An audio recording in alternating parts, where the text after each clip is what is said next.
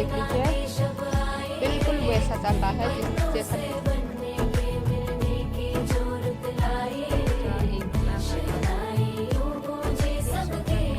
दोस्तों ये मेरी शादी की कुछ फोटो कॉपी। तो सबसे पहले आप सभी दोस्तों को मेरा प्यार भरा नमस्ते। मैं मीना नेगी स्वागत करती हूँ आप सभी का अपने यूट्यूब चैनल के साथ देवभूमि उत्तराखंड की इन खूबसूरत वादियों से।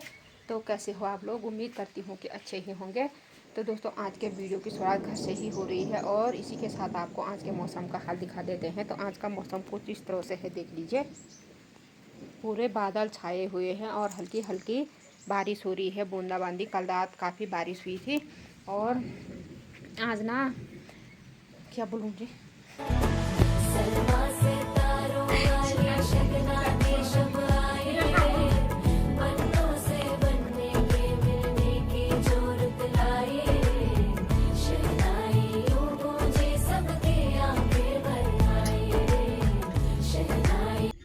तो दोस्तों ये मेरी शादी की कुछ फ़ोटो कॉपीज है जो मेरे जेठ जी ने निकाली थी, उनके पास कैमरा था तब। ये देख लीजिए, मेरी सासू जी और मेरे हस्बैंड जी। अब ज़माने में ना दूल्हे की माँ कैसे तैयार होती थी, लेकिन तब ऐसे ही एक धोती पहनते थे। और ये मेरे मायके की है, देख लीजिए, जब शादी होती है। और ये आधे रास्ते की है, ये देख लीजिए, ये मतलब मेरे मायके से इधर आने की, जो रास्ते में थोड़ा विश्राम किया होगा इन्होंने। तो ये घोड़ी पे बैठे हुए हैं और इधर मामा जी है घोड़ी पे। और ये वहाँ की जो विदाई की है ना, ये वहाँ की है, देख लीजिए। बहुत रोई में, बहुत रोई में। बहुत सारे ऐसे लोग हैं इसमें जो अब इस दुनिया में नहीं है। मेरे पापा नहीं है, मेरे ससुर जी नहीं है, और मेरी मतलब मेरे जो ताई ताऊ जी है उनके बेटे और बहू दोनों नहीं है। बहुत सारे लोग हैं ऐसे। और बिंदिया को देख लीजिए कितना रो रही है।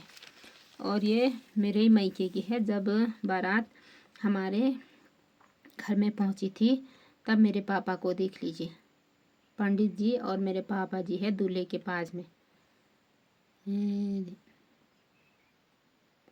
तो मैं अपने पापा को आज ना बहुत मिस कर रही हूँ, बहुत याद आ रही है अपने पापा की। आज मेरे पापा होते तो। और ये भी इधर आने की है, देख लीजिए। ऐसी फ़ोटो खिंचवाई थी उन्होंने, बाकी कुछ और नहीं था। थोड़ा इसमें दिखा देती हूँ आप लोगों को एल्बम में। ये इनके दोस्तों की फ़ोटो है, देख लीजिए, ये इनके दोस्त लोग हैं सारे। और यहाँ से ये यहाँ की तैयारी है, ये देख लिए। तब कितने पतले थे, शुक्रू शुक्रू थे मेरे हस्बैंड जी। इन्होंने तब मतलब इंटर पास किया था 12वीं में और मैंने 8वीं में।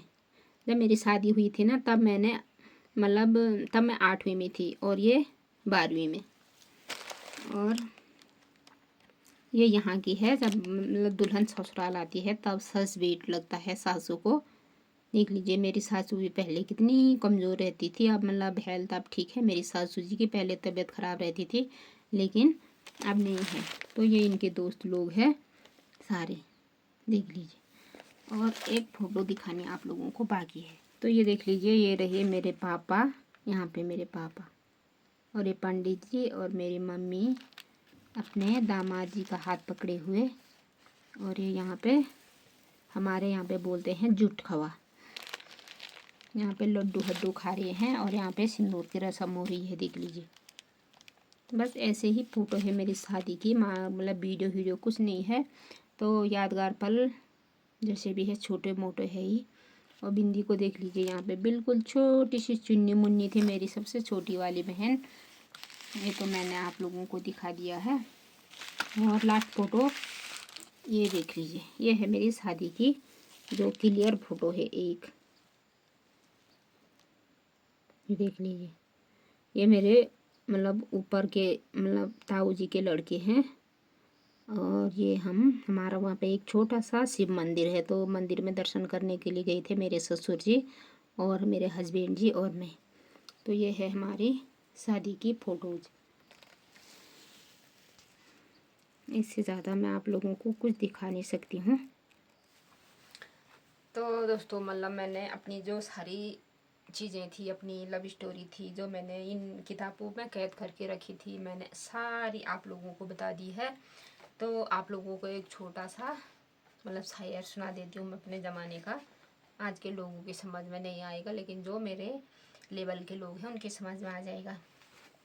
तो सुन लीजिए।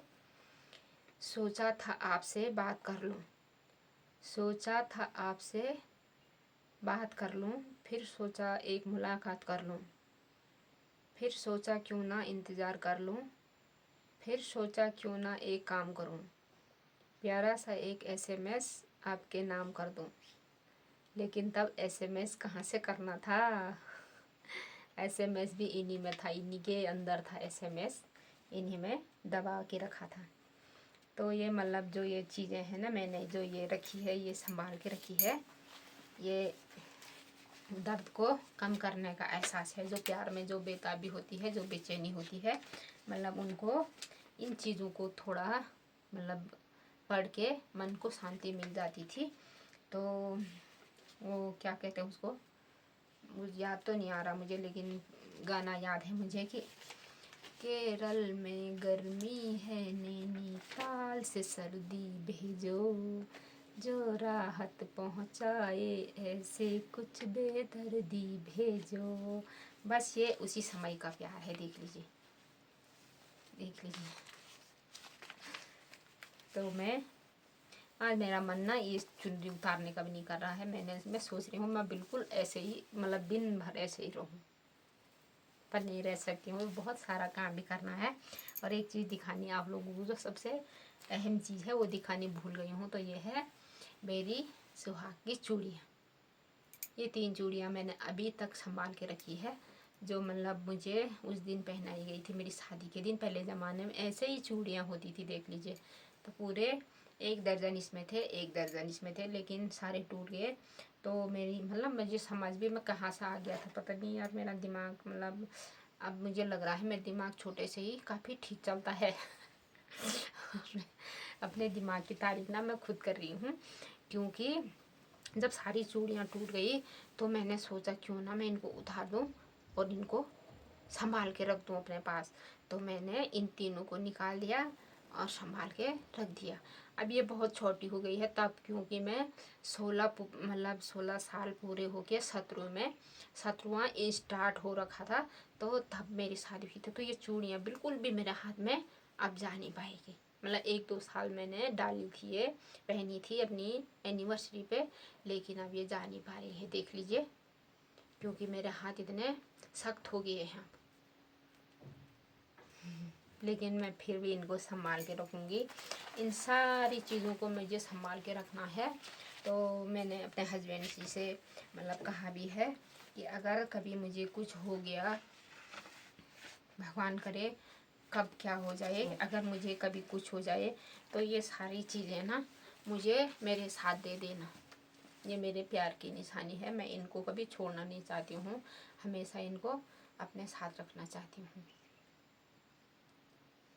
तो दोस्तों दिखाती हूँ मैं आपको कल क्या क्या हो पाता है कि नहीं हो पाता है। तो अभी थोड़ा बहुत काम भी करना है, काम कर लेती हूँ। गाय भैंस भी रखे हुए हैं तो उनको भी देखना पड़ता है। तो मैं ये वीडियो लगा रही हूँ, इसका पार्ट 1 और पार्ट 2 है। पार्ट 1 मैंने लगा दिया है यूट्यूब पे और ये पार्ट 2 है। तो अभी एनिवर्सरी की तैयारी भी करनी है, तो टाइम वेस्ट ना करते हुए आज की वीडियो को मैं यहीं पेंड कर देती हूँ। वीडियो पसंद आई तो वीडियो को लाइक शेयर सब्सक्राइब कमेंट करना ना भूलें। मिलती हूँ आपको अपनी अगली वीडियो में, तब तक के लिए जय देवभूमि उत्तराखंड।